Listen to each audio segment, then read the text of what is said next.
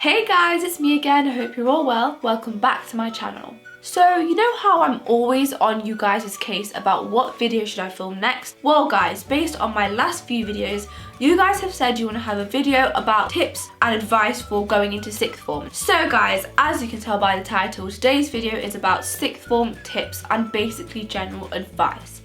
But before we get started, don't forget to smash that subscribe button down below to keep up to date with all my videos because I post weekly. Now let's get on with the video. Now starting off with year 12. First things first, the jump from year 11 to year 12 is so extremely huge. You need to prepare yourself for this, right? I would say it took me a good 3, 4, maybe even 5 months to get used to that change from year 11 to year 12. Because yes, year 11 was like a walk in the park, but year 12 is really hard. Trust me, it's really hard. They actually say that the jump from year 11 to 12 is harder than the jump from year 13 to university. So to be able to deal with this jump, you need to prepare yourselves, right? And the best way I would say to prepare yourself is, right now we are in lockdown, so you have around 5-6 months time to sort of revise and start your work, right? If you guys know what subjects you're going to take as A-levels in year 12, I would very strongly say you get on top of this right now.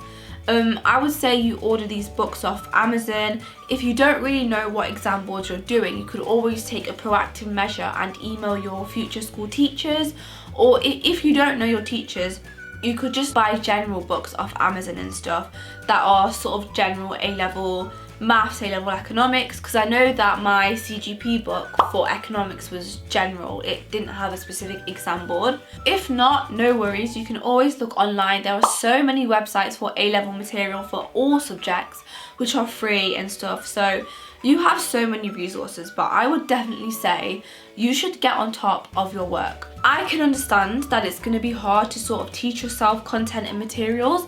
You don't have to do that. Just try and skim read through stuff or skim read over notes and, you know, just content and stuff like that if you don't want to teach yourself, because even skim reading will have drastic improvements for when you actually start school. Because think about it, if you start year 12 and you have a lesson on something that you sort of are familiar with, the concepts will stay in your head so much better than if you haven't seen any material before and you learn it firsthand in school. It's kind of like what you will do in school will just be revision for what you taught yourself now, and that will be so beneficial to you. You have no idea. The next point I want to talk about is take as many extracurricular activities that you can handle. Huge emphasis on the you can handle part, because like I said in my mistakes I made in year 12 video, I will link up there, I took so many extracurricular activities on and it was too much. I had too much on my plate, and you do not want to be in a position where you have too much on your plate. You can't focus on your actual academia and giving your all to certain extracurricular activities. There are two main reasons why I think extracurricular activities are so important, and why I think that year 12 is the ideal time for you to take all of these things on. Because in year 12 you will get a lot more free time to an extent, and a lot more freedom as compared to year 11 in secondary school, when you have a fixed timetable. You've got to be in school from 9 till 3. Because you have more free time, essentially you have more time to learn new skills. Me personally, I strongly believe that extracurricular activities are very important. Because you need that character development, and you need those new skills and those life skills and those things that help build you as a person and build your personality. You don't just want to be a bookworm. You don't just want to be someone that just does academia. I learned so many new things. For example, I was the managing director of my young enterprise group. I've learned so many things about business. I've learned so many things about scales and margins, markups, and I've made connections as well. I know manufacturers, I know t-shirt printing people. I know so many like new people now. Also, you guys know I ran debate club in year 12. I mean, I've always been a really confident person, but talking in crowds can even be nerve-wracking for the most confident of us. So that has helped with that. It's helped to formulate opinions and ideas on set topics that are just like made in the spur of the moment type of thing with a group of people, because in our debate club we made it on the spot. We made up the topics based on what the people wanted, we did a vote, and so formulating ideas on even topics you have no idea about improves current affairs knowledge. There's just so many skills that I just find amazing with extracurricular activities, and these are lifelong skills. That was the first reason. The second reason is because you will have to write a personal statement in year 13, and when you write this personal statement, you need to have extracurricular activities to show your personality, to show who you are as a person besides books, besides the subject. Now, I know I have said previously that the top universities don't care too much about extracurriculars, but they do still care. If you can have extracurriculars that can link to your subject that you're taking, for example, like me, Young Enterprise that links with economics, that helped with that. So if you can somehow link your extracurricular activities to your personal statement, you have a stellar personal statement in your hands that will be going to your universities of choice and maximize your chances of getting into your first preferences. Now, this nicely leads me on to my next topic. Start your personal statement in the summer holidays from year 12 to year 13. When you move into year 13, the time goes by so quickly, you blink and you miss half of the year. I'm not gonna lie, my whole entire year group is so shocked how quick the time has gone. Everything is so fast paced in year 13, so it's really good if you can start your personal statement as soon as possible or as soon as you can. I'm not saying you should have your finished personal statement done and dusted by the end of the summer holidays, no. I'm saying by the very least have your first draft done. It doesn't have to be perfect. Just have a skeleton, just have the foundation, but that's really important that you have that. The earlier you start it, the higher quality it will end up being. And you don't want to showcase a shabby personal statement to your universities. You want to showcase the best version of you and the best version of you as an academic. And the only way you can showcase that version of you is if you invest the right amount of time into your personal statement. Now, the next thing I want to say is visit as many universities as you can. Now, I know this is the usual time where universities have open days and stuff like that, but of course, because of COVID, we cannot do that. But this means that as soon as COVID's over, many universities will start holding open days. So you guys should research into which universities you are thinking of applying to, and even if like you're not 100% keen on a certain university but it's still on your radar, I would still say visit the university and visit all these open days. I'll tell you a quick little story. Ever since I wanted to do economics, I obviously knew some other universities were good for economics too, like Durham and Warwick and stuff like that, but they weren't really on my radar as much as Cambridge and LSE, which are the typical economics universities. Last summer I still visited Warwick in July time on their open day because I just thought, okay, I'm just gonna have a look anyway, because you have to apply to 5 universities. So I was gonna apply to Warwick, but I probably wouldn't have chosen it as my firm or insurance back then.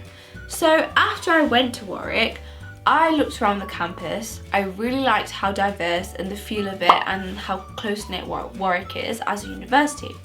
I also liked how they do a year abroad. Not only that, but you guys know how much I love Spanish. One of my regrets is that I wish I took Spanish instead of physics as an A-level because I loved Spanish so much. And if I had taken Spanish, I would have been able to take it as a degree, like a joint honours with economics and Spanish. But because I didn't take it as an A-level, I can't do that. But at Warwick, they really encourage cross-discipline learning and stuff. So they actually allow you to learn modules from different disciplines, so different subjects. So that means I can still learn Spanish while I'm still learning economics. And for me, that is so perfect. And see, I wouldn't have known this had I not visited the open day.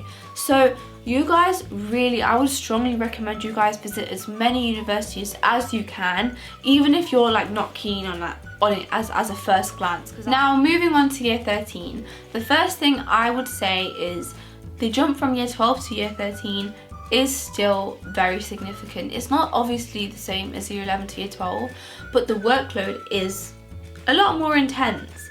And for me personally, I found that the actual content in year 12 wasn't too hard. So for maths, it was pretty, in my opinion, it was pretty easy, and economics was not too hard. But in year 13, it just changed so drastically. Like, maths became really hard. So the step up in workload and everything else is significant. So you need to manage your time and the things you do in proportion to that. So the amount of free time that I was talking about previously that you get in year 12 with the free periods and stuff, you're gonna have to sacrifice that. You're gonna have to sacrifice out on partying and going out with your friends. In those free periods in year 12 that you may have spent playing games or playing Sporkle with your friends like I did, you're now best using that time revising subjects, going through textbooks, and just going through content again, because that's the best way you will stay on top of things. Remember, you're not just staying on top of your current year 13 content, but also your year 12 content. Now, I'm going to say something completely contradictory to what I had just said in my year 12 section. Minimize your extracurriculars this year. You will not have the time for extracurriculars this year, quite frankly, but even if you do, it's gonna be a big distraction for you. And the next thing I want to say is, yes, these exams might be mini exams, they might be mini internal assessments or mock exams, but revise for them like you would revise for your real A-level exam. Now, I know I am talking on behalf of my whole entire year group across the whole country when I say that we wish we revised for our mock exams and our mini assessments as though they were our real thing, because we do not have real exams this year because of COVID. So, you know, one thing I would say is expect the unexpected. Revise for your mini assessments and your mock exams as though they were the real thing. As students, we have this mentality that we're not going to put in our 100% effort for the mock exams and mini exams because we don't want to burn out, or we'd rather put in our all when the real thing comes. If we had revised for our mock exams and mini assessments as though they were our real thing, we would not be shaking in our boots right now. Me personally, I am lucky that my current grades on this system we have called Go for Schools at my school, which basically gives you your current grade you're working at based on your mock exams and your internal assessments and stuff. I'm lucky that my current grades are what I need for my firm choice university. You know, I'm lucky in that sense, but obviously it's different for different people, and I'm not going to sit here and say that, you know, I gave in my 100% and that's why I'm going to be okay, whatever. No, I'm saying that I've revised for my internal exams and my mock exams, but I wish I had revised more. You know, I'm gonna keep it real with you. I'm always gonna keep it 100 and just honest and real, because I'm a student and you're a student and you can learn from my mistakes. So I'm just gonna say that you should put in your 100% effort for every exam you do. So they were some of my specific tips for year 12 and year 13, but now I'm gonna give you some advice and tips for just sixth form in general and how to make the most out of your time in sixth form for these 2 years, because they are probably the most important years of your life, you know. The first thing I'm going to say is have a timetable. I've said this since whenever I started YouTube, I don't know, but I've said make a timetable since then, and it's always worked for me. Timetables have been so useful. Like, even in lockdown, you should have a timetable of what you do. It just helps you be as productive as you can be, and it helps you keep a track of what you've revised, what you should revise, what you haven't revised, etc. So say if you wanted to do 5 hours of maths a week, pencil in like an hour each day at what time. You know what's going on, you know what to do. Life's good. Life is good. You know what I mean? The next thing is plan which unis you want to apply to well in advance. The advice I would give you is that you have 5 options for universities in the UK. If you're applying to the US, you have unlimited if you got money, you know. Out of the 5 universities you can apply to here, at least have one safety net university. So of course you're going to apply to some of like really good universities with these really high grade requirements, but if you're going to apply to these universities, you need to have a backup plan just in case all goes wrong. You need to apply to at least one university which is well below what you are predicted to get, you know. So for me, I wanted to apply to a university that was a Russell Group because I definitely wanted to go to a Russell Group university, but I also wanted to apply to a university whose grade requirements I was pretty sure I was able to get. Now learn from my mistakes here, because I didn't know which 5 universities I was going to apply to until 11 o'clock on Thursday night, when I had to send my application off on Friday at 12 o'clock at lunchtime. I'm telling you now, the amount of stress myself, my mum and my dad were in because I was so unsure where I was going to apply to as a safety net. You don't want to do that, okay? So on the Thursday night that I just talked about, that day I had an economics lesson, and I was just casually talking to my teacher about where I was thinking of applying for economics, and the 5 universities I was applying to were high requirement universities, you know, like really like top end for economics at least. And my teacher just said, do you not think you should have a safety net? And I was there like, and he just said that you should have a backup plan just in case all goes haywire or like, you know, off the rails and stuff. When I got home, I sat down with my parents and we wrote down the list of all of the Russell Group universities. We discarded the ones that I was definitely going to apply to. Then we discarded the ones that equally have really high grade requirements. So for example, St Andrews had requirements of, I think, A star, A star, A. So I discarded that, and Nottingham because they were like A star, AA, and some other ones, okay, for economics. Then I discarded some ones which I definitely didn't want to go to, either because they were too close or they just weren't that good for economics in league tables. And then I narrowed it down to just a few. For me, Uni of Birmingham is a Russell Group university, and the requirements were AAA for general, but because I had an A in my EPQ, the requirements would have been AAB for me. And for me, that was pretty much attainable. So that's why I decided, well, we had finally figured out on like 11 o'clock on that Thursday night that, okay, I'll apply to Birmingham as my 5th option. As soon as I got that offer in the bag, actually, funny story, the day I applied, I got my Birmingham offer the same day. So that Friday, I sent it off at like 12 o'clock at lunchtime, and then I got my offer from Birmingham at 4:30ish. It took off some pressure for me that I'm essentially definitely going uni, you know? It's very important that you have that safety net and research the universities you'll apply to beforehand in detail. Now, the final point I want to talk about is be careful with who you spend your time with and who you become friends with. In year 12, I talked to you guys about how I was so happy to go back to my sixth form when I moved from the private school, mainly because I would have been with all my old school friends again, you know, people who were like me and not people like the people at the private school.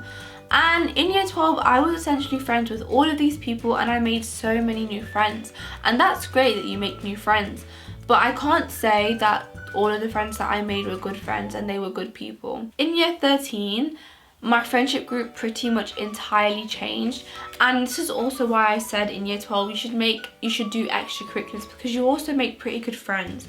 So the people that I did Duke of Edinburgh with, they're pretty much like my closest friends now. They were people who I did not hang out with at all in year 12, and I wouldn't have even considered sort of hanging out with them because I just didn't really know them. After I became friends with these people, it opened my eyes to what real friends are and what actual friendship is and what people who genuinely care about you will do for you. Because in year 12 I was friends with people, and I thought these people who I would call my close friends, when things would happen, and there were so many dramatic, like drama-filled incidents in year 12, and it stressed me out, I'm not gonna lie. But in year 13, I didn't have this because these new friends that I made always had my back, didn't sort of use me and take me for granted, and they respected me and they treated me how a real friend should treat you. I'll tell you one story.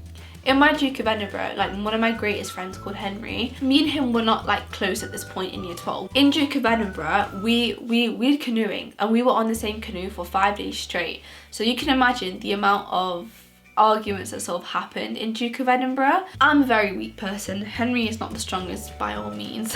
No offense, Henry. So us two rowing the canoe, it was very stressful. He would shout at me, I'd shout at him. And I remember one time he flipped out completely on the canoe, and he I just stopped talking to him and I was so angry. I kept rowing, it was hurting so bad, but I was rowing so hard and I was so angry at Henry. It was so awkward because we were in silence for probably like a few hours on the canoe because it was like an 8 or 10 hour expedition as well, like for the whole day. So we were in silence for about 1 or 2 hours and then we sort of needed a food break or something. So we pulled up at the side. I came back into the canoe after having a break or whatever, and then Henry said to me, "Are you off with me? I'm really, really sorry. I didn't mean to upset you. I didn't mean to, like, you know." He was really apologetic, even though it was kind of justified why he was mad. After that moment, I realised what a real friend is. To this day, Henry is one of my best friends. My old friends, even if I hadn't done anything wrong, if they were off with me, I would be so upset and it would stress me out.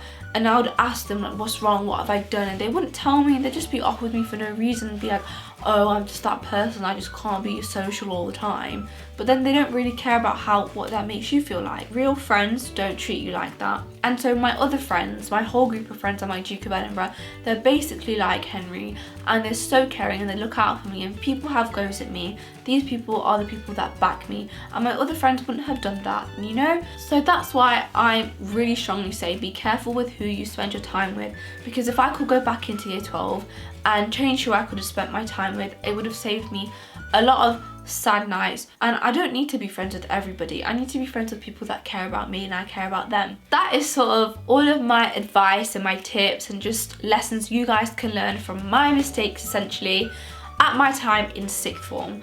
I really hope you enjoyed this video. If you did, be sure to leave a huge thumbs up and smash that subscribe button down below to see me weekly. I will see you next time, guys. Bye.